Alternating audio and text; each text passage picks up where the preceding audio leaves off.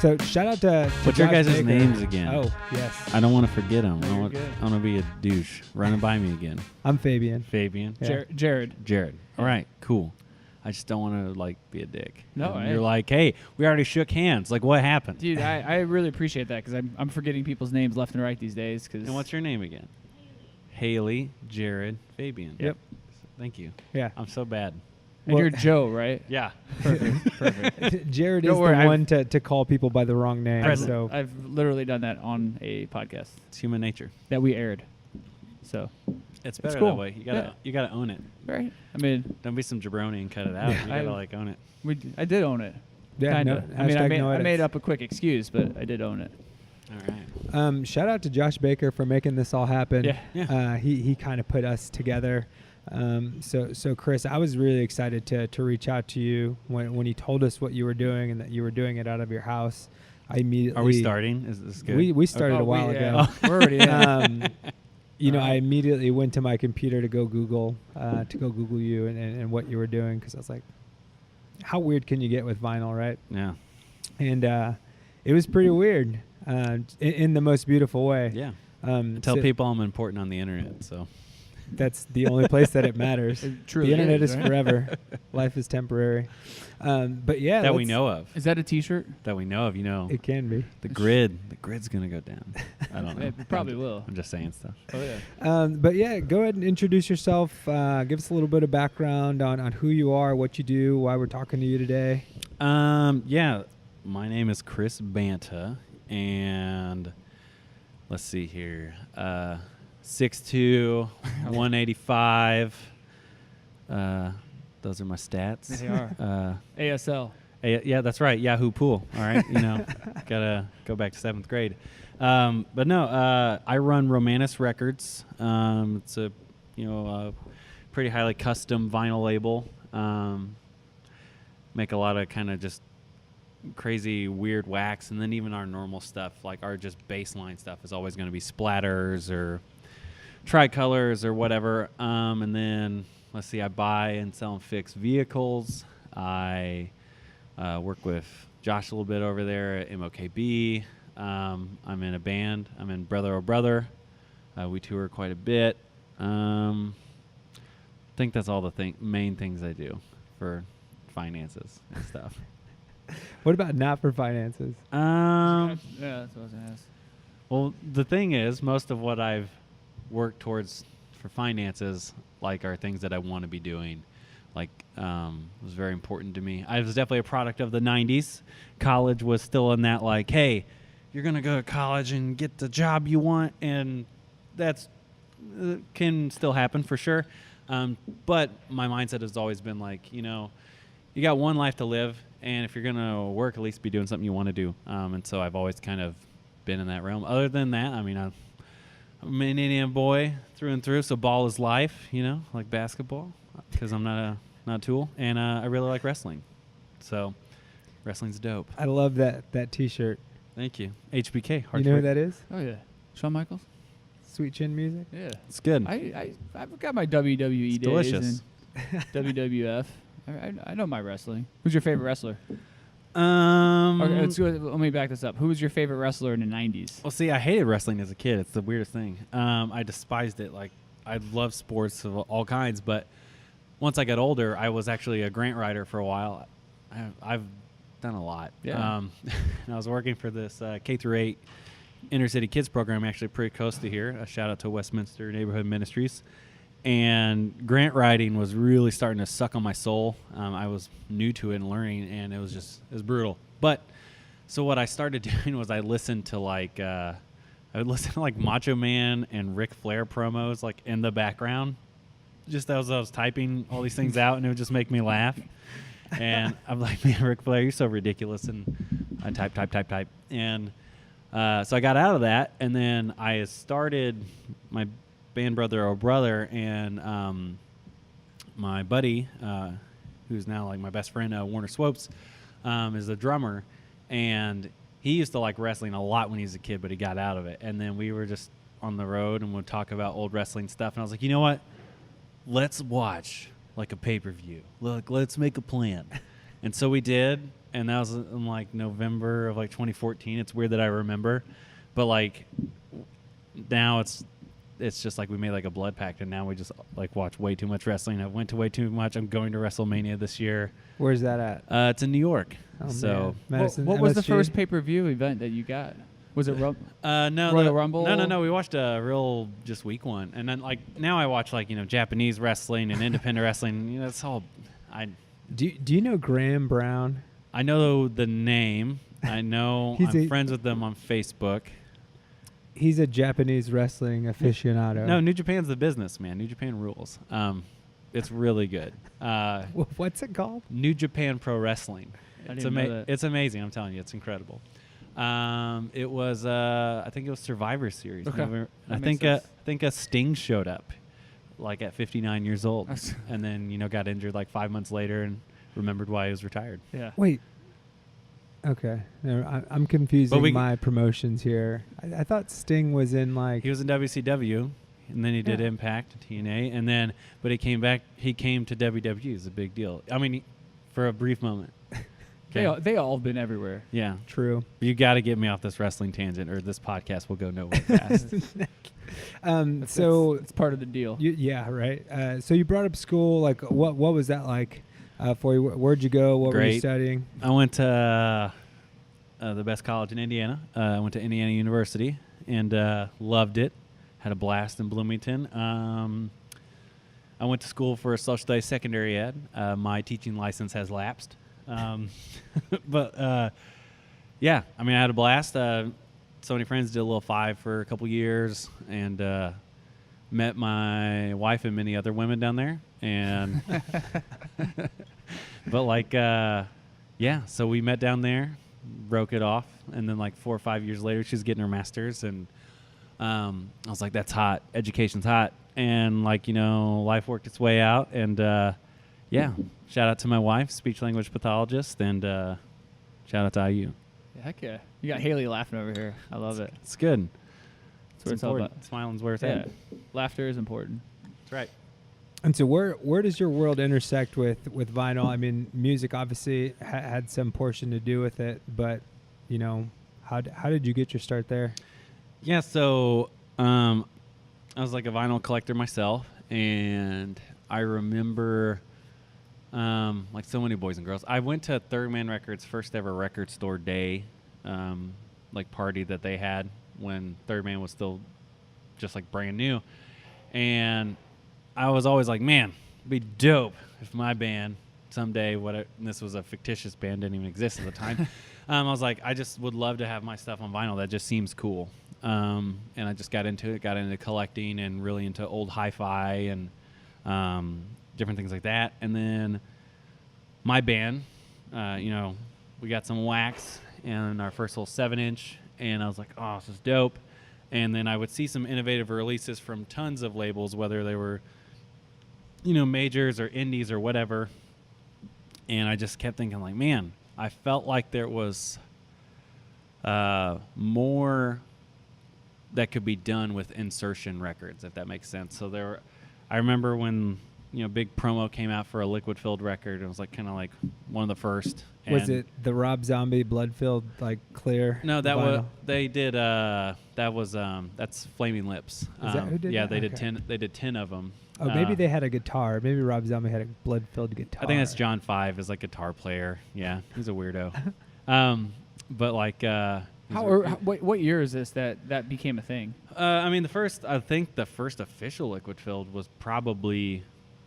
It was either Jack White put out one for Record Store Day. It was either him or the Flaming Lips blood-filled record. I can't remember which was first, as far as one that was commercially available. And that was probably, 10 years ago or something. I mean, so, and that was actual blood. Like it was on this thing called Heavy Twins. They only made 10 of them, and he had like all of his like famous, just friends come in and like donate blood, and then they filled them. With real blood. So it's pretty wild. They only made 10, and like they're in these sealed cases. There's people who own mini fridges who own these records, and all it does is store this record so the blood doesn't coagulate. Yeah. So how much the does something hell? like that how much does that something like that cost? Or I'm sure they've been auctioned, no? Or yeah, I mean, when they're that limited, they almost never come up. I think 1 or 2 have sold for like 8-10 grand or something or more. I don't know on like that on that. So, but yeah, and so the way Romanus happened was our band was on a few independent labels. We've probably been on 6 indie labels, and at the time we were on this one called Phono Records. Rest in Pepperonis. They closed up their shop not too long ago, but awesome people. Nicholas Gagnon does some of the best artwork I've ever seen, and just such a good dude. And we put out our first like LP on wax. It was like our second record, but first time we'd ever put out LP on wax, and went really well. And I remember just thinking, man, I just felt like I could start making custom records. And so what I did is I got all these scraps and stuff and just started experimenting, and I ruined so many records. But through all that, I started to learn some things, and so I made the 60. It was the first custom I ever made for sale. Was 60 of these glow-in-the-dark dino bone-filled records, and they were $60 a pop. And I was just like, man, that's a lot of money. No one's gonna pay that for this junk. And I mean, they looked good, they were cool, but I was just like, I don't know if anybody's gonna want it. And it sold out. All 60 of them sold out in like under 2 minutes. And I was like, holy smokes. Was this you putting them just like on the internet online? Yeah, I mean, I promoted it and built up to the sale and stuff. But yeah, and I was like, wow. And it's for my band, and I was like, that's amazing. It's almost $4,000 that my band just made, just like that. And we were on Phono, and so I needed people to know that I was making these records, not the label I was on. So I made Romanus Records so that any customs that I made for my band, if we were on another label, they would know that it was made by me. And after the response from that, I was just blown away. It just made sense to start bringing on other bands onto my label and just keep expanding upon what I was doing. And that's only been, I've had 2 full years of the label running. So I think the label's probably been around for getting close to 3, but it's only been 2 years of it's been a registered business and everything. And it's been wild just how fast it's grown, and not getting rich, but when I just look at the numbers of what I'm making as far as sales and stuff, I'm just like, how is this happening? And I mean, it's a lot of hard work, and that has more and great bands, but that's kind of how it all came to be. What about the name? Where did the name come from? Man, I wish I had something cooler. For me, branding, it's great if you have a good personal story for a name, and if you don't, well, just make sure it doesn't sound stupid. That was my whole thing. And I thought Roman Records sounded cool. I thought you could just really brand everything easily and kind of have tongue-in-cheek stuff related to Roman stuff and using numerals and certain types of fonts. And I was like, this is easy. This will look clean and it'll look legit. And I couldn't find a Roman Records anywhere. And then somewhere I scavengered up I can't remember his name, the lead guitar player for Aerosmith. I think he self-released something and put it on Roman Records in 94 or something. I was like, crap. You don't want to mess with that? No, I was just like, no. And so I started looking around, and at least Google tells me, I was like, what is Roman in Italian? And it came up I'm probably mispronouncing it every day. But it said Romanus, US. And I was like, tight. Cool. We're doing it, because I'd already made all this. I hadn't even announced it yet. It was just this idea I had, and I took the Facebook page, and it just sat there forever. But I was I already made artwork and had all of it themed out, and I was like, I'm going to stick to this. I just got to figure out how to do it. And that was it. Nothing too special, but I just didn't want it to sound stupid. Yeah. So no, I can appreciate that. Yeah. Oh, yeah. Yeah. Now, where does one acquire enough dinosaur bones for 60 vinyl records? Well, they weren't real dinosaur bones, to be clear. Okay, I said glow-in-the-dark dinosaur bones. And there could have been a glow-in-the-dark dinosaur. No, it wouldn't be that hard. If you had dinosaur bones and shot just glow-in-the-dark spray paint on it, you have a glow-in-the-dark dinosaur bone. And it's funny how the internet disseminates things. And so I remember I had a big press moment a couple years ago, I had this big interview in Classic Rock Magazine in the UK, and when they first contacted me, I thought and I'm never above anything at all, but like I just thought it was some blog somewhere that was just bogus or fake. Because it sounded so generic to me. I was like, Classic Rock Magazine, what is it? But then like I always reply, and they got back to me a couple times like, hey, really like to make this happen. And then I was like on the road, and I told Warner, hey, just look this up, find out what this is. And he's like, whoa, this looks huge. And I go, okay, oops, we need to take this seriously. So did this big interview, and it comes out, and it's like right on their homepage, right big up top, it says Romanus Records, the little label that's reinventing vinyl. And strangely enough, it was on the day that Chris Cornell died. And so all these rock related sites had, insane traffic for that day. And I think because Chris Cornell bit the bullet, like I think I got a lot more, it's kind of sad, but like promo push, because everyone's going to this website and just it's like editor's pick, me, Wow. Chris Cornell dead at 49 or whatever, and super sad. But because of that, I mean, that article from just my Facebook page had over 2,000 or 3,000 shares or something insane. Wow. And it got picked up by all these different, publishers and stuff. And so the dissemination of there was coverage about this glow-in-the-dark dinosaur bone. It was just one of the things mentioned in there. And then they got picked up by an archaeology website. And they're like, yeah, there's this label, and they put dinosaur bones in a record. And I saw one or two other places where the dissemination of information that got lost through the cracks. And I was like, that's hilarious. So now I'm like, I need to get some actual dinosaur bones, real. So no, these were just toy dinosaur bones that I bought in bulk and then, inserted them into the record. So what was your line earlier about the internet? It's on the internet, it's real? No, I said the internet is forever. Yeah, life forever. is temporary. There you go. So the dinosaur bones already happened. Mm-hmm. That's crazy. Sick. Yeah. You're going to be like, oh, somebody already did that. And I'm like, it was me, allegedly. You're going to be single-handedly responsible for creating Jurassic Park. Someone's going to extract these glow-in-the-dark bones, and we're going to see these crazy dinosaurs. No, it'd be sweet. That I'm if sure, you turn off the lights, you'll I'm still be sure able to see 'em. finding them would not be easy just based upon cost. So, yeah, from some real boys. So I know we're going to get into this a little bit, but I think for the listeners at this point, can we talk about what we're talking about, if that makes sense? Sure. I mean, you showed us a couple as we were here. Yeah. Just kind of breaking it down exactly what the process is and the art side of it all as I hand out these drinks. Sure. Do we know what these are? I don't. No. I'm a sweet boy, so can I have one of those sweet-looking things? Yeah, that's All right. I'm not much of a boozy guy, but We told him you wanted rum and coke, and he said no. all right. Just kidding. That's good. I like that, whatever that is. I like any of this frou-frou looking stuff.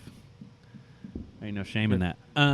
Okay, so yeah, I guess so. The custom Oh my pieces. gosh, yeah. So I made, I've done liquid-filled records. I've done sand-filled.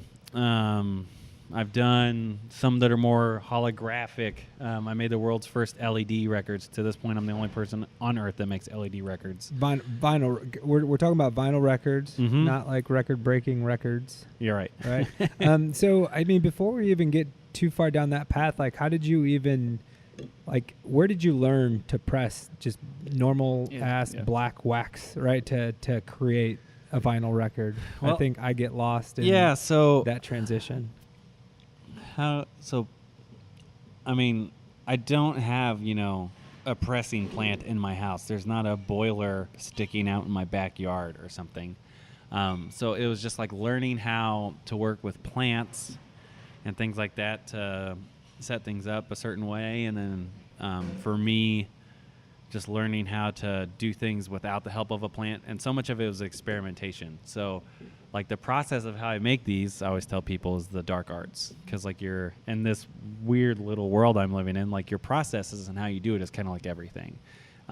So it's not there's not a place you go on the internet and says, I'd like to make a liquid-filled record today. How do I do that? Or, And so it's just all about kind of protecting your process and design. Can you talk in like general terms how a vinyl record gets made to begin with? Just to I think I have some uncertainty into how the actual music gets on so the record, let alone Dinosaur Bones. Yeah, so the Dino Bones is way down the road. But like, a normal record, and I shouldn't get this backwards, you send your music in, whether it's a tape or digital, whatever, and it gets cut onto a lacquer. And a lacquer is called the mother. And from the mother, you have the mother gets pressed forwards, if I'm remembering right, and then you get stampers built off that, and the stampers are backwards from that original metal plate. And so the stamper then goes into a press, and whenever it gets pressed on, because it's cut backwards, it comes out forward. All right, and then so they take like this little puck, all right, it goes through this thing called an extruder, which just looks like a big top-down kind of grain thing, and you're dumping all this PVC pellets in there, whatever color it's supposed to be, and then it comes through, gets hot, makes a puck. But you can't see this podcast. It's about as big as this mic stand little base. You can see, and just imagine it. All right, it's good, and and then it gets smashed into kind of what looks like a waffle maker, depending if it's whether an automatic press or not, and smashes it down. The grooves are cut in, and then it's trimmed, and then you have one record. That's one record. And then all my weird stuff is after that. And the music gets put onto the metal one, like the mother, and then it's transferred onto these other subsequent ones. Mm-hmm. Yeah. And those are metal as well. Like through what? What is carrying the music? There's weird, it's hard to explain. I was going to say, I agree with you, Fabian. It's hard, dude. I can't put it together in my head. Yeah. There's good videos online that'll show you, how is a record made? And, they show you the whole process, and, it's pretty fascinating because it's such a, most inventions in life, you're like, what steps happen that, this is how someone's like, yep, that's how I'm going to do it, and then I'm going to put it on this plastic, see, and it's just how did this all take place to get to there? But it's so durable, no hate or shame against CDs or digital files or anything like that, but the durability of vinyl is so big, and it's just there's something about it being so giant that it's in your hands, and you're involved in this process, and people make it real romantic where you're dropping the needle, and you have to, there's steps to listen to it. It's not as instant gratification as pressing play on Spotify or whatever, which is fine, but with that, and then there becomes collectability. You're not collecting Spotify tracks, or or vice versa, and the artwork, with things like digital streaming, artwork just means almost nothing. But with the big fat record in your hand, you're like, oh, I got this sweet artwork, and maybe there's liner notes and stuff, and it's a lot more involved process, and I think that's why people have gravitated towards it so much. Especially the internet is at such a, at times, promoter of individualism, and when we're all living in a kind of vacuum, everyone's trying to have something that makes them different and unique, and so, vinyl really kind of feeds to that in some sense. How big's your collection? It's not as big as you might think. It's probably a couple hundred records or anything. I tried not to buy anything that I'm not going to listen to. I'm not trying to be I've got these insert 60 whatever excess jazz records or whatever. I just want to have whatever I am going to listen to at some point.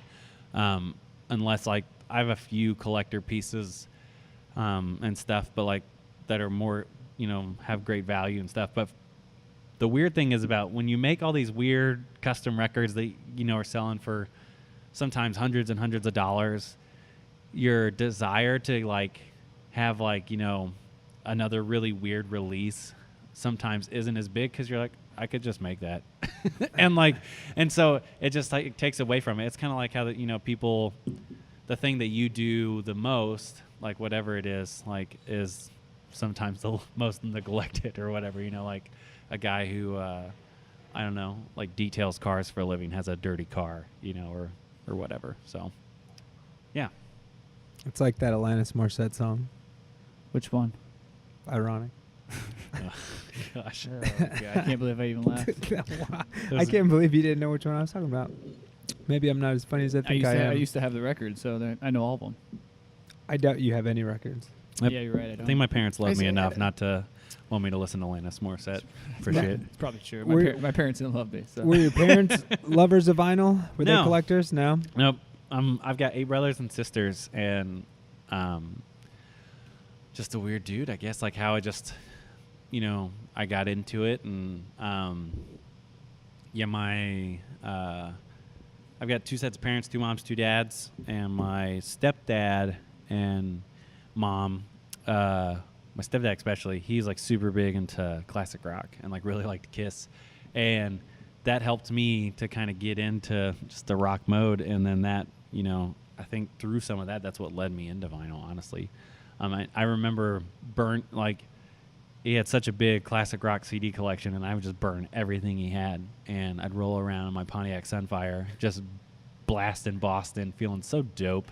And you know, as one should. Yeah, it was great. Boston. It was great, you know, like, and you know, I was like 17 and life was great. And yeah, so with that, and then my dad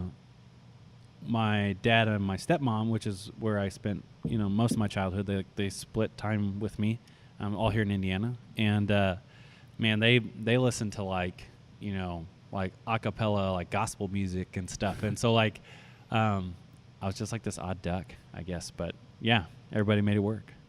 So do those influences make their way into your music? We really haven't touched on Brother Oh Brother, but would love to hear like how that all got started and what you're doing there. Yeah, I probably definitely grew up with you know, religious upbringing, and like still down with the JC, as the kids say. And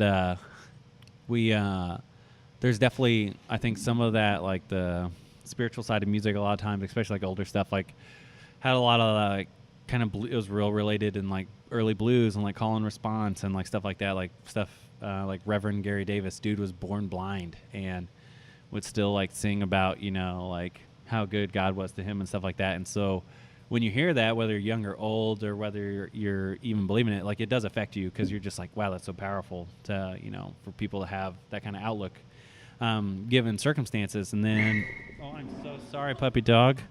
I didn't mean to. And then, yeah, so it was just like that. And then, man, just loving frickin' rock and getting older and getting into like grungier stuff, and just loving, you know, so much of that garage rock. Holy smokes. It's good. That's good for radio. Some of that garage rock type stuff. I remember the one thing, most people don't have like a seminal like moment, but I remember just really liking a lot of crunchy blues stuff that like Hendrix would do, and just like that style. But I was like 16. I'd been playing guitar for a good few years at that point, but I didn't know what playing in a band or what I wanted to do, parentheses, looked like to me. And I was 16, and I remember being at Indie Jazz Fest on like the Sunday, which is normally like where they roll out the B team because it's Sunday. But for whatever reason, they had like a blues stage, and on this blues stage was the Black Keys, and I'd never heard anything like them in my life. I had no idea, and they couldn't have been a band like more than a year at that point. But I was like, this is so rad, and like it was kind of like I was like, this is what I want to sort of sound like or something. And you know, everything evolves from your influences and stuff, but that was like the real, for me as a musician, just I'm like, this is amazing. There was also, this is so lame, but I'm all about transparency. I remember same. My stepdad was like, hey, you should go check this out. I think you'll think this is cool. And I was like, my mind was melted. And then there was like this white girl with dreads, and I don't think I'd ever seen an attractive white girl with dreads, like that combination at the same time. And she was like, you know, just dancing with me, and I'm like 16 and young and impressionable, and I'm just like, this is a sign, you know. It's like I want whatever is making this happen. This is great. And as a 16-year-old sweet boy, yeah, that was. that's when I knew, I guess. So, yeah.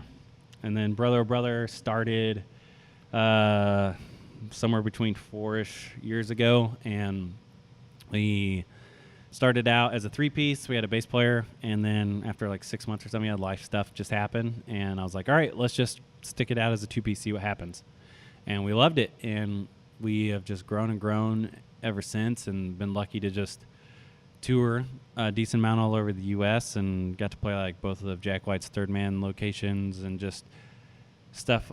We've sold thousands upon thousands of dollars of records, which just of like my band, and like that melts my mind to think like, hey, this is happening. And you know, it's if we had to quit our jobs and go full time, we definitely could survive. But we both have families, and like we've just got good things going, so we're doing that kind of 70 to 100 shows a year every year, and we have for the last couple of years. So is there a part of you that wishes that, I guess I don't want to say life was different, circumstances were different, but that you could have the opportunity to go out and just see if you can make it like full time, like do like 200 shows a year or whatever? Correct. A little, but like, good perspective on life and anything is like, all right, well, what if that came at the expense of, like my awesome wife and my son, who's a year and a half, and like my buddy, he has 2 kids, and like he has a beautiful bride, and like, we're talking about things that, are fleeting and stuff. And I'm like, all right, bands come and go, and stuff, but the friendships I've made, through the band, and, just having, I definitely wouldn't change anything, because, if I was gone more, who knows, like, if timing would have worked, or like if I would have been that magic day and made my son, who knows, and like it's I wouldn't want any of that to change. Yeah. So no, I'm more than content. There's times that, like, in the sense I'm like, yeah, that'd be great for us to go do more than like 80 shows a year, which is still quite a bit. Yeah. Oh yeah. But like, in the same time, I'm just like, we got a good thing going, and I'm thankful for that. So have there been other times when you're like, well, maybe we should just hang this up and I should take Romanus, even further? Definitely not. Like, everything has just been, so Romanus grew over 70% last year. Wow. Sales wise. Thank you. So that was really dope. And just seeing that, and Romanus is like, it's, if you could see again, it's super close to being just kind of like it's darn near my full-time job, but like I try to just pigeonhole every bit of money we can back away, because I make money through other things. And so I'm like, as long as I can do that, I should just save. And it and Brother work really well kind of beside each other. And honestly, even it's nice that like I don't have to, and we, like I said, we've been on a bunch of indie labels, but I don't have to try to pitch it to like 100 different people hoping someone will pick something we want to do up. I'll just be like, oh, we can just put it out, and I know it'll sell really well, and that helps, and our roster is, I think we've done over 20 different bands now, and by the end of this year it'll probably be close to 35, and it's just growing so fast, and it's the wildest thing. So no, I'm very thankful for just how things have gone. So, and whenever it's time for brother to stop or whatever, like, that'll be fine, and like we'll know, like we'll just be honest with each other, but for right now it doesn't look like there's any good reason to stop. So, and are you the only one right now running Romanus? Yeah, basically for the most part. Warner is a half owner in it. He doesn't do a whole lot with it, but was that a call out? No, not at all. Early on, to get it really running at the speed I wanted, we couldn't have done it without the capital that Brother had. And so he was like, I want to be a part of this.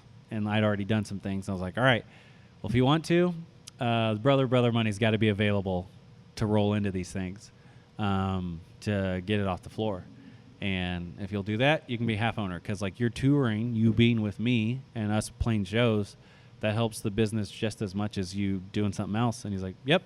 And so we did that. And then there's a way different percentage on like profit percentage and stuff. He gets what he calls just like some fun burner money. Where I'm like, hey, here's, insert meager amount, have fun. And he's like, tight.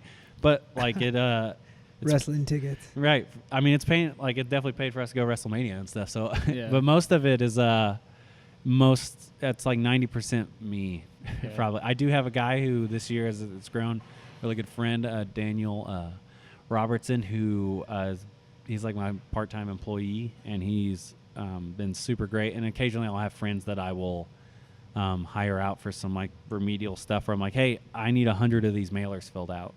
Come over here. Or I'll have kids from my church that will be like in high school. And I'm like, hey, man, I'll pay you $12 an hour. Come do this few things, and and they help out, and it's been really cool just how it's all worked out. So how is the relationship between Romanus and brother helped each other out? Like, does one drive the success of the other, or have you seen a lot of the vinyl sales, just from the unique things that you're doing, kind of help you with brother, like more and more shows, things like that? So brother was first, and then we made some customs for Brother Oh Brother, and then Romanus began. But like Brother is just like another band on the Romanus roster at this point. But it does help us because like the amount of, just for industry stuff, like we can report, like, hey, we have sold X amount of records, and some of our records have been pressed, over 4 or 5 times. And, that's something really strong that like whenever, if we decide to, we've worked with other indies since, but like if we decide to try to work with like a mid-major or something, like they know that is a safe bet. But yeah, they're just kind of like definitely their own things going on, and like as a band, it's just like it's a comfortable thing to know that like most of the time I don't have to worry about us going through the whole just like slapping a bunch of emails and sending stuff and demos. I can for the most part just ignore that and just be like, all right, when do we want to put this out? And I know it's going to have good promo behind it and everything, and it's going to sell well, and then the label is just, it's like this little juggernaut for me anyways. It just keeps growing and growing and growing, and it's just blowing my mind how like every week I'm just sending stuff to all corners of the globe. Like I think we've shipped to over like 25 countries, and I'm like, doing this out of my house. So, yeah. That's crazy. Is a band an LLC, like a business? Like how does that work? Yeah, so I made the band an LLC after our like second year or something, and then I made Romanus an LLC after its first full year of operation, and it's just good practice to do to protect yourself. That's okay. If something terrible happened, and we have a pretty wild like show, and if I like I have a wireless thing, and I solo on like every bar across the country. And like if I accidentally slipped and kicked someone in the face, or something, and that's pretty specific. Did this happen? Like I don't want them to come. They can come after my band, and sue the band or whatever. But like, I don't want to jack up, stuff of my family life or anything like that. So that stuff's so precious and important. And so. Do you think other bands realize that and do the same? Are they advised to do some that? Some do, some don't. Like, there's also like you need to make a certain amount of money before you really need to do it. Like, it's not, if you're making less than $5,000 a year, you don't really need to do it because you're just going to be paying out money that you're never going to get back. It's not super expensive, but it does protect you. But as it gets bigger, and you, especially with online sales, like so PayPal. Man, they slapped me with a big old $10.99K at the end of the year. And, like I remember the first time I was like, crap, I have to get this LLC business going. Was just for the band first because the label hadn't existed yet. And it was like our second year, and we got a 1099 from like PayPal for like $13,000. And all that is just, it's like, hey, you've done over $13,000 in PayPal, for your band. And I'm like, well, that's super trackable by the government because they just sent me a government like issued thing. So I'm like, I need to make this business and last year was like a real big year for Romanus, and I got my 1099K for it, and I was like, whoa, like, yeah, I mean, and I've already, it's okay. Like I've got write-offs and things ready to go, but I was like, dang, this thing is really growing. Like, so yeah, it's good to have, man. Like, and that's, I think you want to with anything in life, you want to imitate, the behavior of successful people. And, successful business people are obviously growing their sales, marketing and stuff. And through that comes like protecting yourself, having an LLC, like just running things like a business. And like, I think with creative people, sometimes they get real like, I don't want it to feel like it's a job or anything. I'm like, well, life is like that sometimes, but there is when you know that you've done something in a creative endeavor, people don't spend their money ironically. And so there's some like serious satisfaction, like, heck yeah, look at these, I'm not crazy rich or anything, but we're just like, dang, I can't believe, we sold, I don't know, $60,000 or $70,000 worth of records this year, and you just want to keep growing and imitating other people that are doing things well. So that's what I've tried to do with the band and with the label, is just model, good behavior from other successful people. Who are some of those people that you have as like mentors or that you model yourself after in business? I mean, for vinyl, Third Man Records really changed. It got a lot of buzz going and perception, for just independent vinyl started, maybe a decade ago. It really changed a lot, but there'd always been things that had hung around, done really well. Sub Pop, Rough Trade, tons of great labels like that. We have one here in Indy, Joyful Noise. Carl's done, so many great releases and so many eccentric things that he has his hand on the pulse of that. And they've done some crazy releases, like stuff I'm like, man, that's amazing. Like they did they work with a lathe cut guy that's partnered up with people in a position to know. It's hard to pronounce, like Pipect.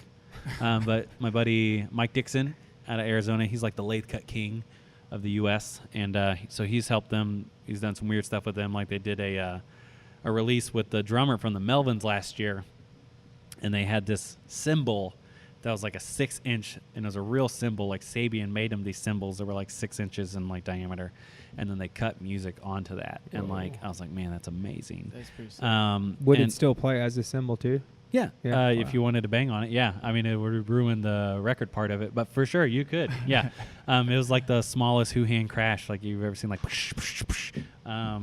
but I mean, they've done so many cool things, and so Carl's kind of been a little bit of person. I interned over there at like 30 years old. I had to be like the oldest intern ever, but like I never want to be above learning, and I'm again just trying to model successful people, and the easiest way for me to do that I thought was just like, I'll just go intern. And he laughed. He's like, you're way too overqualified for this. I'm like, definitely not. Like he just has so much more knowledge than me, and like so yeah, just people like him, and the aforementioned groups. And then I'm friends with a lot of fellow independent label owners. It's just a really good community, and I think a lot of that gets bounced back and forth, like things like Soul Step Records and the Barn Cat. He makes he's a real good liquid filled guy. I mean, there's so many. Phonoflow, which has gone and passed, but Jet Plastic in Detroit. There's just so many great independent record labels that are out there doing it and moving units and getting to really affect cool things. So. And do you guys kind of create a community amongst that group? So do you? Yeah. Oh, we all know who each other are, and everyone's like pretty cool with each other. And yeah, just we're all happy to see other people successful. Like Greenway Records, he does a really good job out in New York, and just you're happy for the success of others. A record label that's really sprung up in the last couple of years that like I think is another incredible like independent label story is Coal Mine Records out of Ohio. They focus on a lot of soul music, and they're doing awesome stuff, and they're really they're becoming like a really big deal, and I would encourage anyone who's looking at trying to run an independent label or anything, just to really watch what they're doing and how they're doing it, and how much passion bleeds into like good things. And I think whenever you're passionate about it and doing things as best you can, I think consumers see that and they want that. So how did your and I don't know, I'm going to call it a relationship, but how did your relationship with Third Man Records and Jack White come about? Yeah, I mean, I've never met Jack White, but I know they have some of my weird pieces of wax up there. I just was on vacation in Nashville with my wife, and I just made these. I hadn't sold them yet, but I brought one of my Dino Bone records with me, And I just thought, you know what? I just want to see if I can. So there's like Jack White is like the head of Third Man, and then like his two right-hand men are Ben Blackwell and Ben Swank. And they're awesome, super cool dudes. And I was just like, I just want to see if they think this is cool or whatever. And so I took it. I just went there.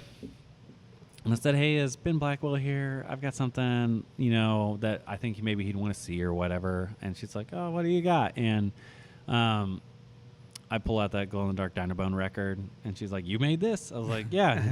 She's like, oh, he'll definitely want to see this. And he's out at lunch. Just wait. Just stay here. And so, yeah, from there, that's just kind of where at least just like friendly being able to email and have questions and stuff. And then that's how we got to play Third Man Detroit and Third Man Nashville. We did just an in-store in the one in Nashville, but like did they record there? No. No, we were not in the Blue Room. No.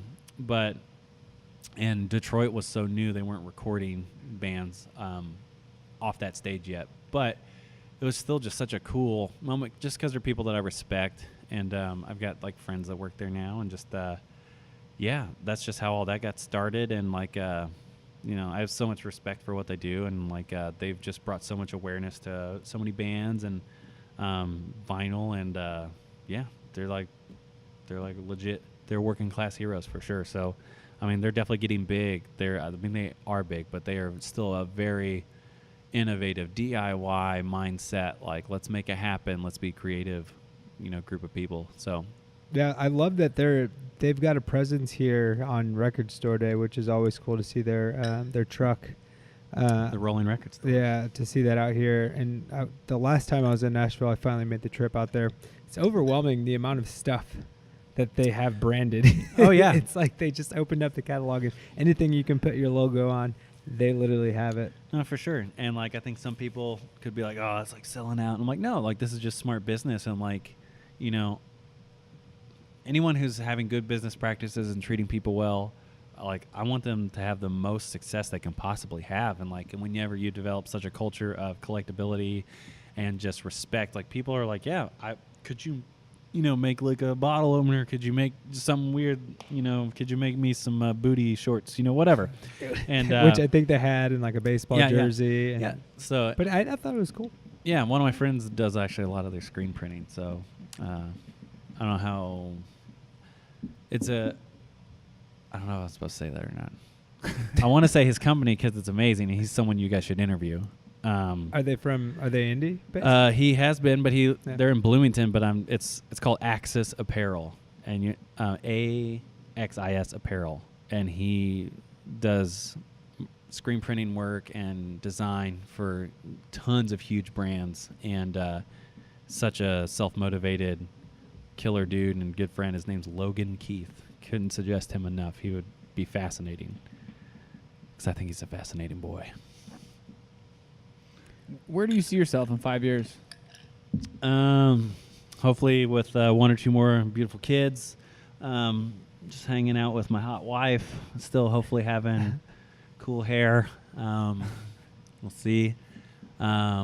It seems like when you start to lose your hair, it goes just like it rushes down from like your head to your back. So I'm like, I'm just worried, about growing like some real gnarly back hair. Just some sweet angel wings or something. But we'll see. We're hanging in there.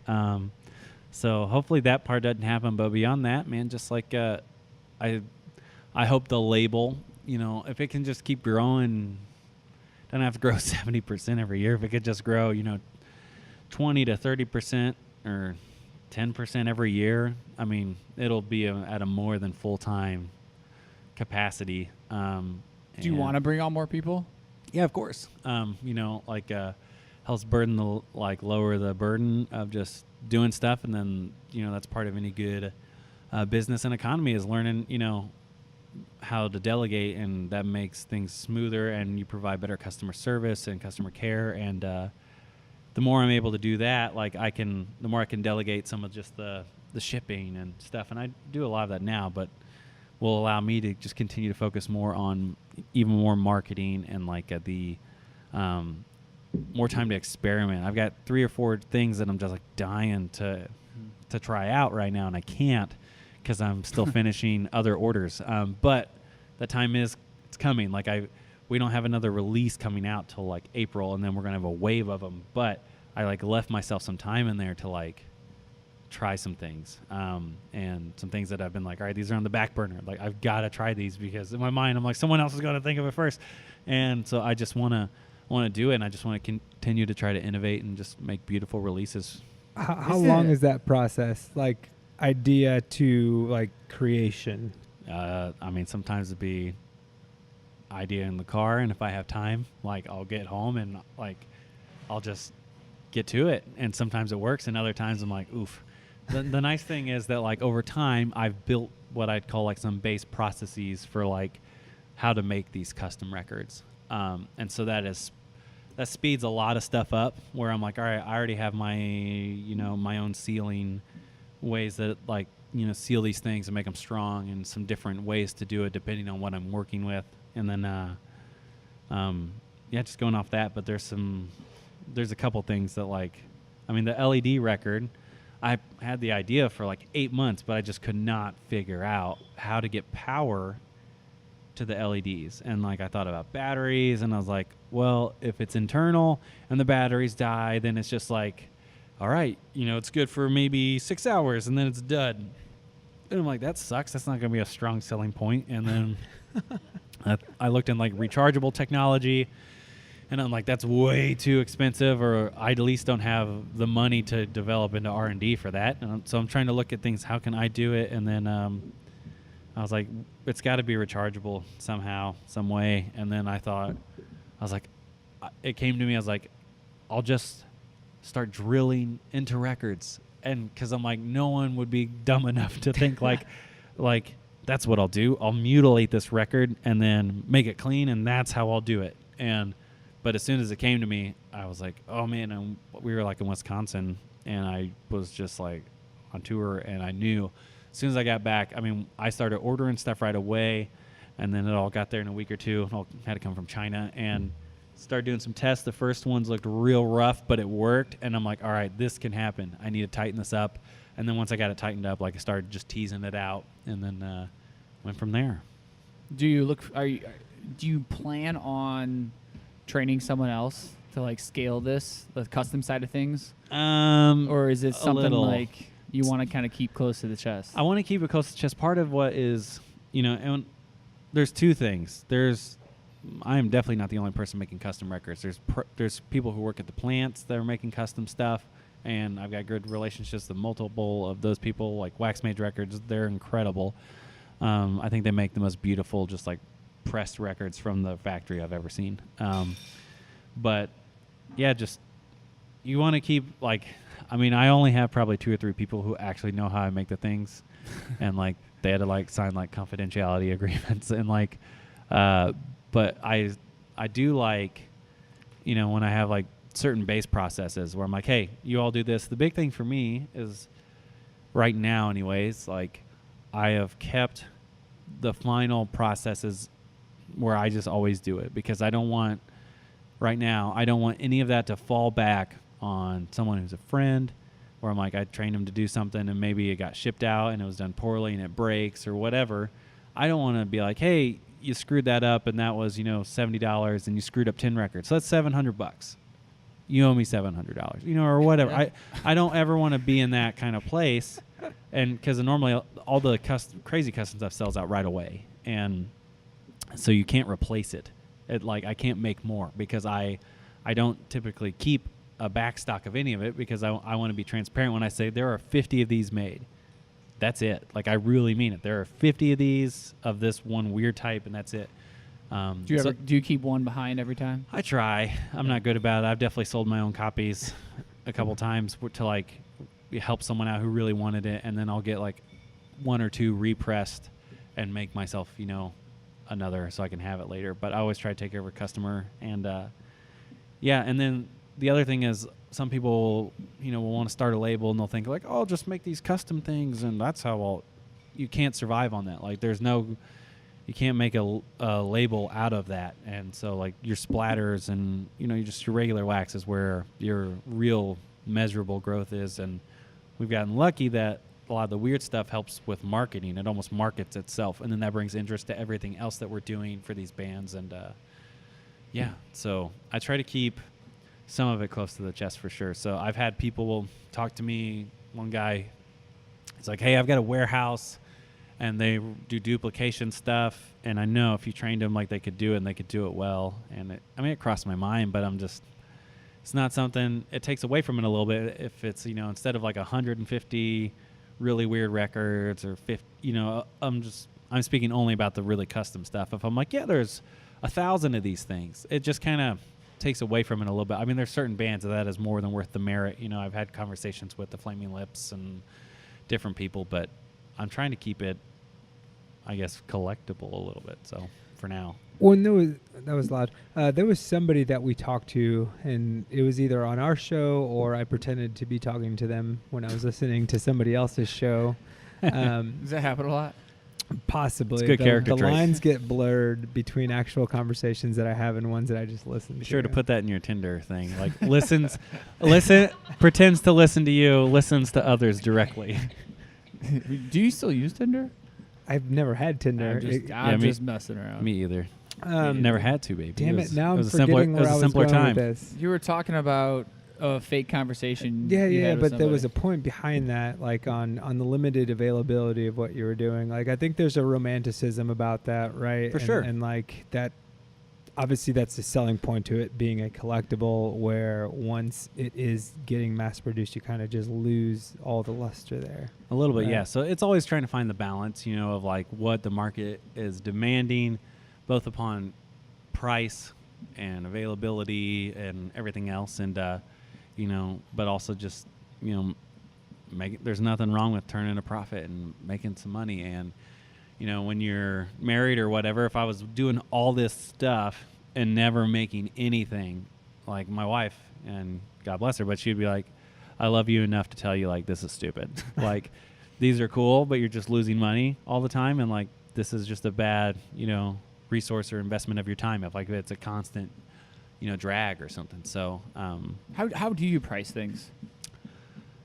Is it kind of like an art based? A little depends on the release, depends on the band. So like all of our normal records are tricolor, splatters, everything. Those are $20. There's always like $20.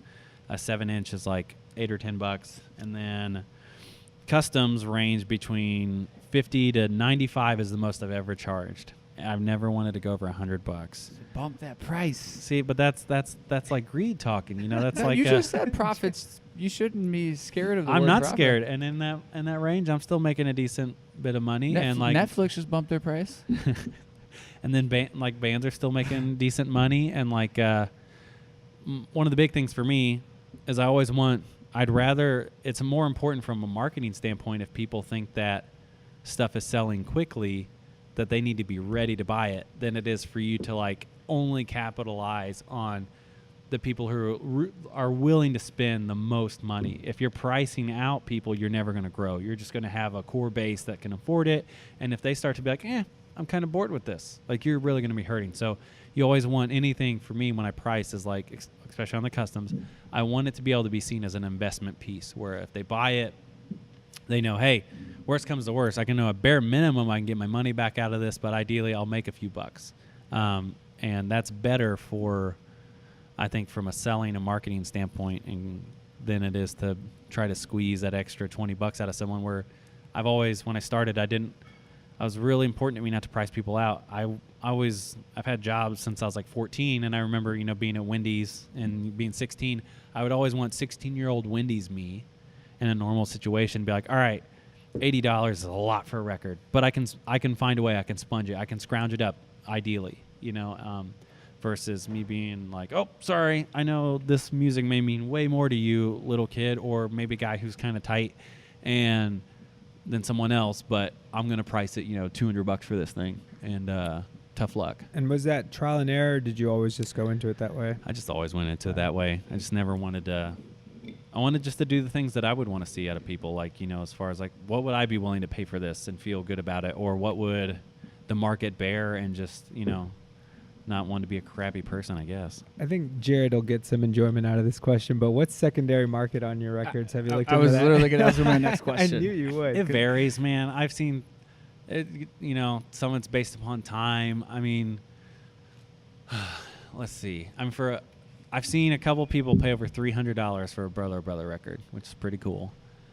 Just from like personal like stuff. I'm like, that's my music, and someone paid that much money.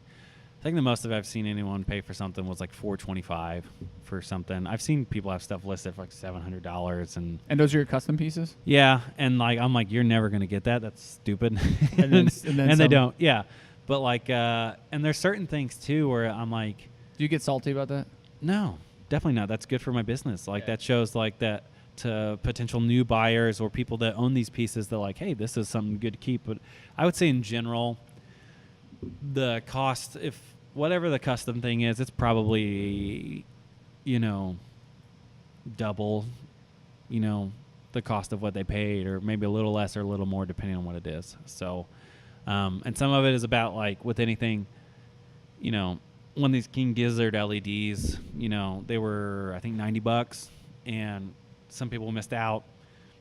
And so the first couple people that wanted one and bought it on the second hand paid like way more, like they paid $200 plus, and now the market sells a little bit, and it's probably around $150, $160. It just all varies. So, And where is this market? Facebook? eBay, Facebook, Discogs, all over the place. We actually just recently had people bootlegging my records, which was really weird and cool and crappy. How do they do that? So, there's a guy in Germany who was a known bootlegger where he would take, the way a lathe cut works is you can cut one at a time music onto, normally it's on like PVC, or not PVC, plexiglass. And so what he was doing was he was getting essentially these PVC blank records and then cutting digital music onto them. But he was doing it of like huge bands, like Metallica, AC/DC. I think I have 2 of these records. And they're like, and they'd be like liquid filled and stuff. And if you have one of these, I'm going to jump across the table and tell you hello. No joke. I wanted nothing more than Frank Ocean on vinyl, which I found out that he doesn't really put out vinyl. Yeah. And I went to an unnamed record store here in town, and I found it just just amongst other things in the Frank Ocean section. I was like, what the hell? There's a Frank Ocean that's section? different if it's just on that, because they were just bringing it in. The damage has already been done. Yeah. But this guy has taken, and I mean, he was like just these giant bands and like Game of Thrones soundtracks, and then it was making liquid fills of these things. Okay. I'm like, homie, you can go to jail for that. Like, so I'd known about him for a while, and he made these Gorillaz ones that got some big press a couple years back, but he's had this YouTube channel. It has very low subscribers, but the views are, some were higher, lower, but like if you were in the custom record world, he was like this known entity. And this guy bought some records from me, and I didn't know it was him at first. He bought some of my custom stuff, and then one of my big collectors in the UK is like, hey, someone else made an LED record. It sure does look like yours, but it looks like crap. And he posted a video of it online. He made like an LED of like Linkin Park, and it was, I mean, it looked like dog crap. And I'm not just saying that because like I'm like, you steal all my stuff. Like, it just looked terrible. But then someone bought one from me, and then another one popped up, and it looked like almost like identical to mine. Like, and the build, it was way cleaner.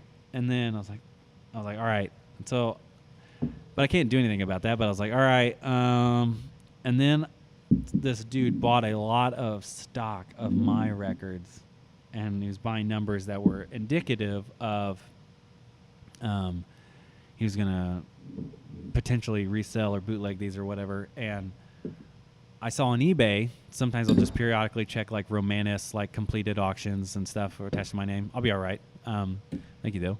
And I saw some Brother Oh Brother liquid filled records. I'm like, I didn't make those. And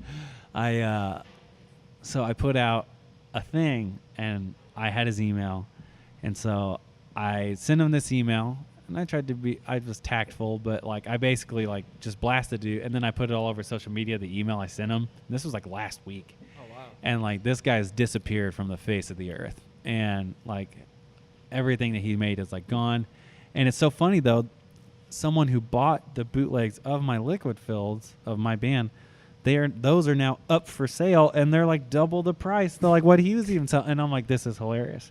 And so it's like, anyone who like, it's the beauty of the secondary market. It's wild. So if people are like, if someone didn't know, that's fine. But if you were searching that out, because we're not that huge of a band, we're just like a,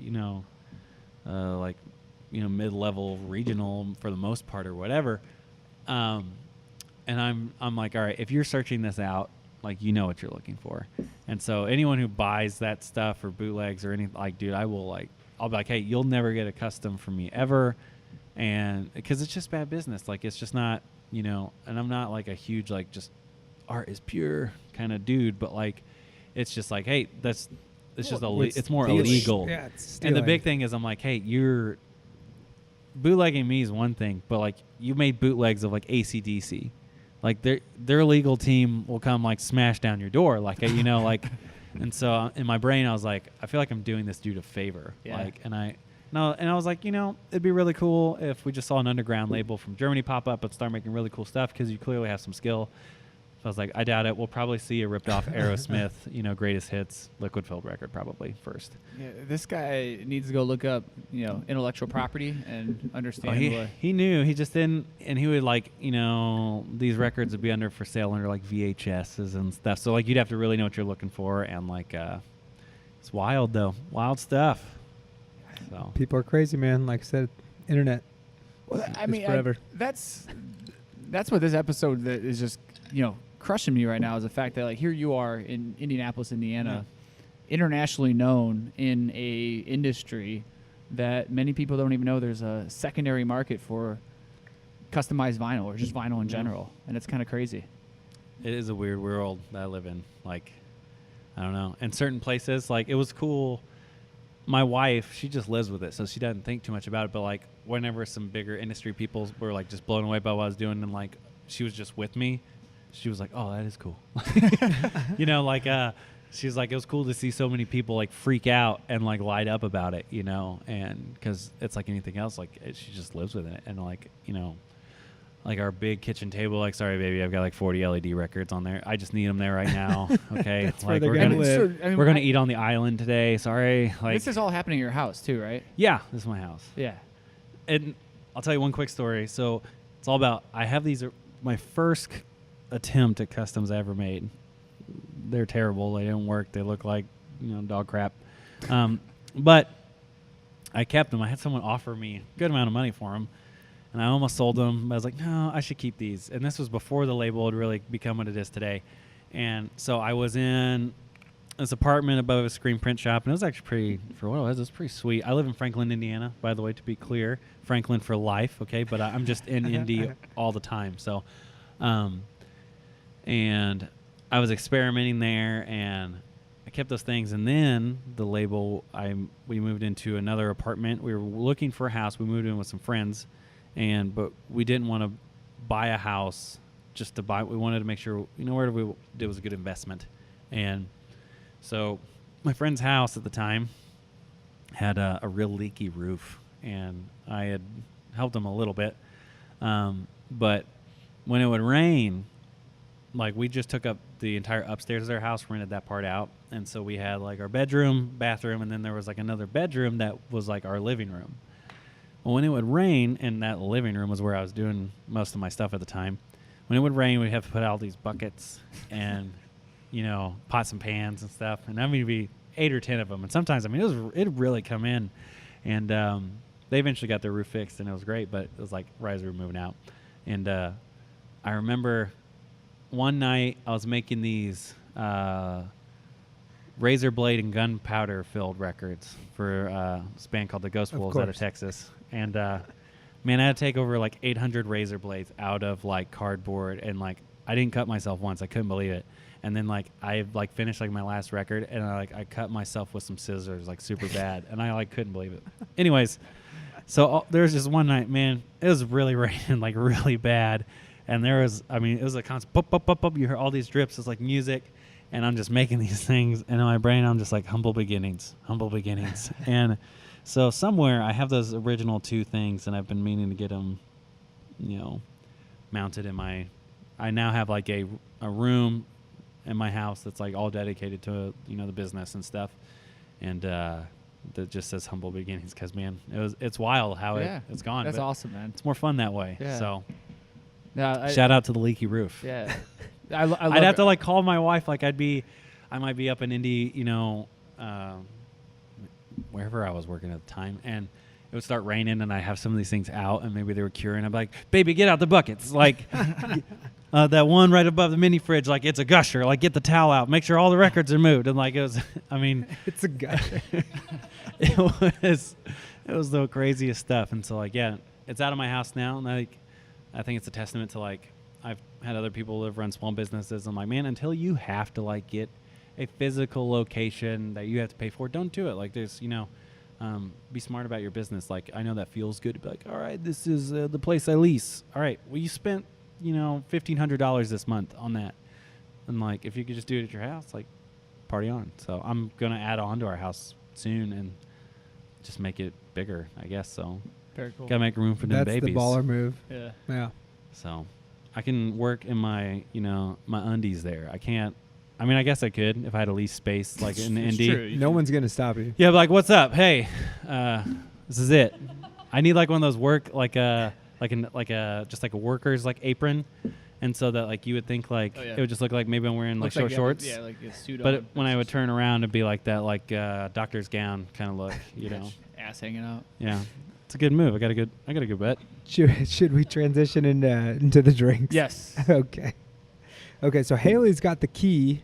Hi, Haley. So she knows what we've had. I've been keeping an eye on it as well. She kind of tossed it around. So we had the 2 yellow ones. So the first one that we had was the and I didn't try that one, Rebel Without a Cause. So the Rebel Without a Cause was. I want to read this. You want to read it? Go yeah, for I like it. it. Yeah, It's good. good. Jump in. I dig it. This was my second place drink, by the way. Let's get some Rebel Without a Cause. Dance Hall Panic Rum. Cola, syrup, orange. House Bitters blend. Soda water. That's soda water. That's what gets you. What did you think? It's delicious. It's not something I'm trying to smash, but like it's tasty. It's sweet, and I like sweet stuff. Like sweet people. I'm a sweet boy. Sweet. What about you, Fabian? Yeah. What were you? So what'd you tear up, Fabian? What did we have? What was the brown one? So this one here? No. The one that was in the. That one was the Sarah Breedlove. Yes. So that was Tell awesome. us about that. Tell us. So in that you've got the Navy Strength Gin. So if you don't know what Navy Strength Gin is, it's just a higher proof gin. So we don't have it in front of me, so I can't tell you which one or what the actual proof is. But it's higher proof, and it's got allspice dram, persimmon puree, ginger syrup, and lemon, and it was just awesome. It was sweet, but not overly sweet.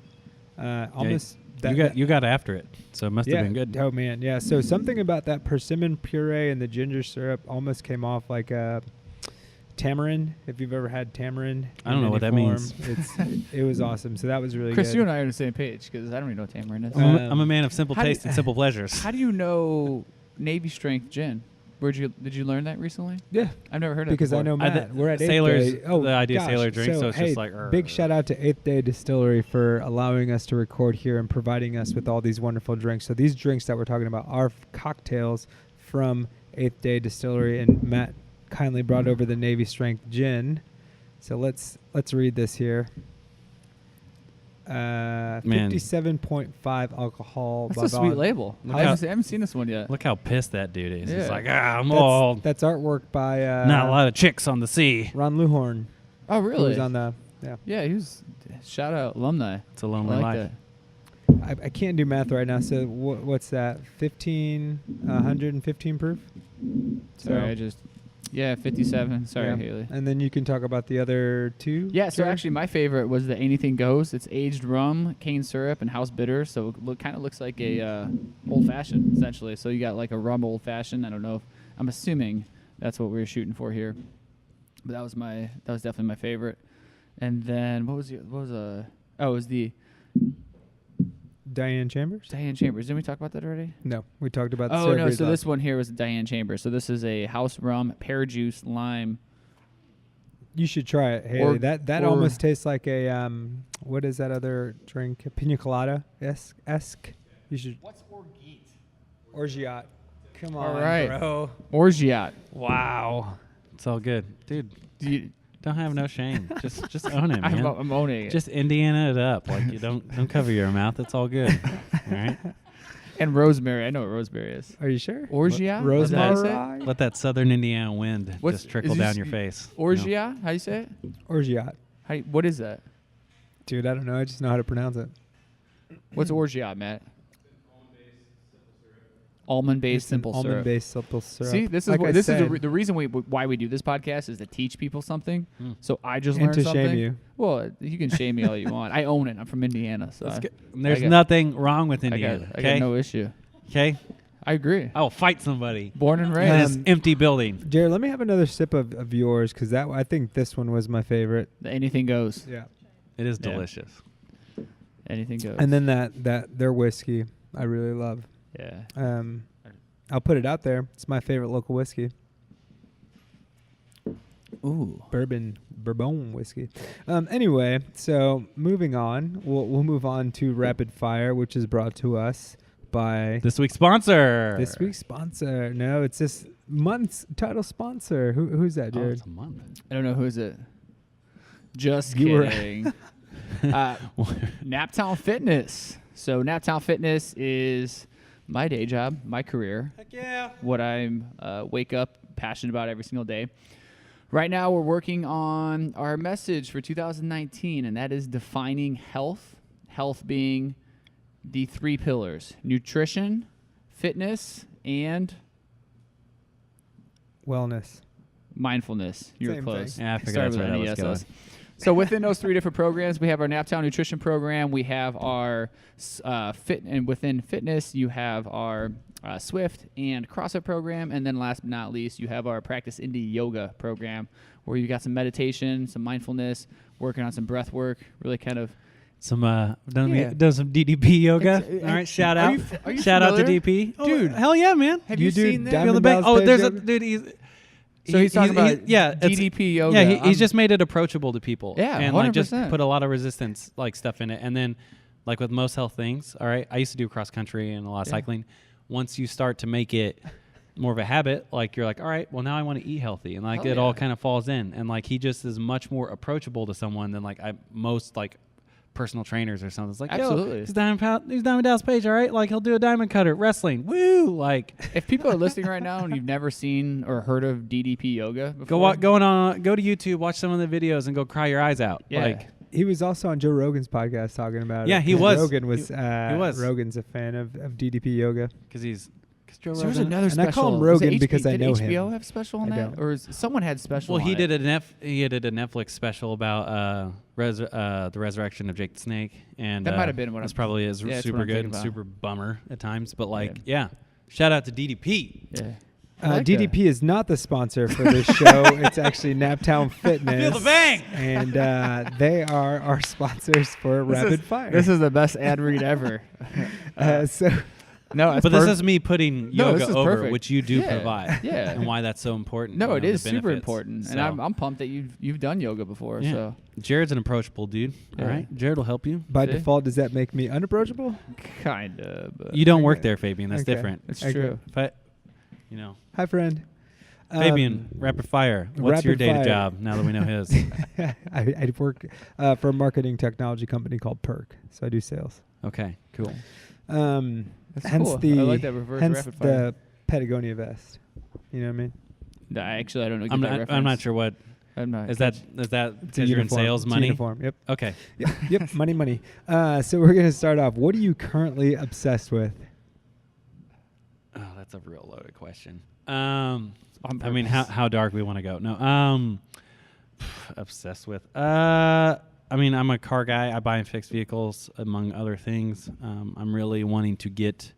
I bought an Infiniti G35 that I've been fixing up, and just ready to be done with that. And yeah, just make it faster and stuff. So it's almost done. I'm just obsessing over what color I want it to be. You mentioned earlier you have some downtime as you're pressing some of these records, and you enjoy podcasts. Yeah. What's your favorite all-time podcast? All right. It's probably Time Suck with Dan Cummins. And he's a comedian. I put out a record for him last year. And I'm telling you, you want to talk about a success story. He's going to be in Indy later in the year. Maybe you could get him locked in for an interview. That'd be sweet. He has built this. Hook us up. This little, I will do my best. And he's made this great little empire his last 4 albums were with Warner Brothers and stuff, but he's really just embraced this DIY mentality. And I went and saw him do his comedy, and his podcast was still pretty early in its infancy, but like it was growing really fast, and it was such a community thing. And Time Suck is all about all this peer-reviewed research stuff that he will do with groups of people and himself, and on just any topic from like, cults to murders to just interesting people. And then it'll be about an hour and a half. And it is amazing, and just the stuff that you learn, but it also helps it because he's been a comedian for, over a decade. Like, it's not just info just vomited at you. Like, there's, some comedy and that's fun with it. Like, and yeah, that for sure. Like, every Monday it comes on, like, I'm stoked to listen to it. And, it's so cool how just things have gone with him releasing a comedy album for him and getting ready to do another. And so Time Suck. Can't rep it hard enough. For real. And not just because I put something out. Like, I approached him because I loved what he was doing, and I thought there's a market for this. So. All right. What? Sorry if I'm coming at these answers hard. No. I love the energy. BDE for all you people out there that follow that kind of thing. What was the thing that, like, the biggest fail that you had when trying to come up with something unique with your records? Like, what is the thing that absolutely did not work that you thought was going to be awesome? Well, nothing that went to sale, but the amount of, like, liquid-filled and insertion records that I made that the seals would break or they would leak or, just so many. And then I'd have ones that I would design out, and then, like, I remember one of my first liquid-filled attempts, I thought, all right, no leaks. This is awesome. It was really fast. Well, I didn't. The stuff I was using, which will remain unnamed, Mercury, worked so well that it actually absorbed the liquid in it, and then it wasn't evaporating. It was just becoming one with it, and it just turned into like a rock. And I was like, wow, that seal's really good. And I thought I'll use that for something else down the road, but like it wouldn't work. But man, the amount of like just things that I've got in my house that have been broken or leaked or like skipped, like I'm like, all right, I made this cool, and then I noticed that like the way I handled it wasn't good, and so then it's like skipping all over the place. It's a large list. I'm gonna jump in really quick. One quick question. So have you had to like research chemistry and figure out some chemistry? A little bit on some like oil weights and mixtures, and then just I've had to research a lot about the Postal Service, what you can and can't ship. Right now, okay. I'm trying. Monster Jam is going to be in town this weekend. Yep. Okay. My band's last EP was By the called... way, when this is released... it'll be gone. But my last EP was called Monster Truck for my band. And I was like, man, I've got to get some Monster Truck fuel and oil and put it in our Monster Truck EP record. All right? And so I started hitting up a bunch of people. You may be surprised. It's very difficult to find contacts, reliable contacts for monster truck drivers, like as far as, because they're at a certain level of celebrity. You mean Gravedigger's not personally emailing you back? Yeah. I've actually got one for you if you need one. So I'm open ears. So I had one person who actually got back with me, and they're like, well, we'd really like to do this. And then like all of a sudden they shot me a price of what they were going to charge and stuff. And I was like, okay, I'm only really looking for this. And then they were like, oh, I'm getting some pushback from our team now. And I was like, whatever. And it's fine. No hard feelings. So it's been very difficult. So a lot of the bigger bands and custom weird things I've gotten to happen over time, I literally, and this is what I'll be doing on Saturday morning, I will be going to the pit pass. I'm buying a pit pass to go meet drivers. And I'm just going to show up with some of my weird records and be like, hey, I'd really like to do this with you. And that's how I've gotten so many of the bigger bands on my label that, like, early on I had no business getting, because they're like, holy crap, what is this? I've never seen anything like that. And it doesn't matter who you are, you're like, I'd still like to have that. So yeah, that's and our single off that record was called Monster Truck, and we actually had a real monster truck in our music video, and it chased us around and crushed equipment, and that's legit. It was wild. I'm all about just like finding a way to make it happen, like have an idea and just figure it out. We have time for 2 more. What is your, I'm not gonna say in indie, but what is your like secret spot? Like, where do you go to get away and just be you? All right, baby, it's right here. I'll tell each and every one of you out there in podcast land. No, man, when things are going good and I like, maybe I just sold a car, moved a bunch of records. Like, as far as just being me, I have like kind of part of like Chris's like perfect day. And I guess Chris's perfect day includes like, I'll go get me a pedicure from Lexi Nail. Hell right? Yeah. Right? Okay. I would have never in 1,000 years guessed that, but that's absolutely amazing. Dude, no shame. And I'll be like, man, those sweet little Vietnamese ladies get my poor callous feet back into like, non-skanky shape. And then next door is Roscoe's Tacos, like my favorite Amerimex place. All right. And I'll go just down some Shout out to Clay. Some Texas brush fire sauce on my tacos. And then, yeah, man, like that. Everything after that's pretty gravy, I mean, yeah. That's awesome. Just crushed it. Yeah. Honestly. Last question here. Who would you recommend as a future guest? Logan Keith, Access Apparel. Check Dan Cummins' tour dates when he comes through India. It'll be later in the year. He would be a fantastic guest. And I think he has 3 days here, so he'll probably be available for one of them as long as you guys are adaptable. Yeah. And then we'll use you as our foot in the door. By all means. So both of those are great. And I'm sure Logan will be available even sooner. So, awesome. Yeah. Hell yeah. Where can people find out more about you, Romanus Records? Space. All that. Space, baby. Final frontier, me and Elon Musk. No.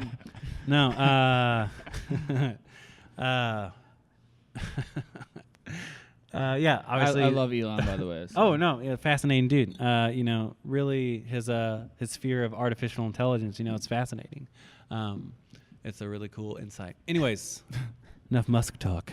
Internet, socials, just Romanus Records, Facebook, Instagram, our website, romanusrecords.myshopify.com, because I'm not going to pay the extra $200 or $300 a year for the domain name. Ain't affecting my sales, not one bit. So yeah, or just Google, and if you're just like, I want to just see whatever weird stuff here, just literally just Google Romanus Records and go to images, and you're like, what is this? ROMA Rom Anus ANUS Anus Records, but put Rom and Anus together, so Romanus or Roman Us. Either or, Anus is probably more memorable. I'll remember it. We love it. I want to give a huge shout out to 8th Day Distillery for hosting us here and providing us with some amazing drinks. So thank you, Matt, for real. Jamie, Mason. We've had an awesome time. And what about your helpers? What about these great people? We got a whole team. What's their names? Who are they? We have a team behind us. What Haley, is the team? Tim, Cole, Tim's a good Michelle. name. Both my dads are named Tim. My mom's real down with Tim, so watch out. We've got it going on. So, Chris, thank you so much for making the drive to Indy. Yeah, it's no big deal. Thank you for sharing your story, bringing some records, guys. If you're listening, they're gonna be giveaway to give away. We got to make sure they are given away though, and Fabian doesn't just put them. I might have one for myself. I'll answer the question myself. It's all right. Fabian can help local commerce and go to my website, romanusrecords.myshopify.com. See, and that's the right thing to do. That's good for business. But yeah, take not those ones, but take the pictures, ones. do whatever, and I'll obviously share out what you guys are doing. I appreciate it. Awesome. Thank you. Thank you again, 8th Day Distillery. As we like to say, drink culture, know your city. We're out.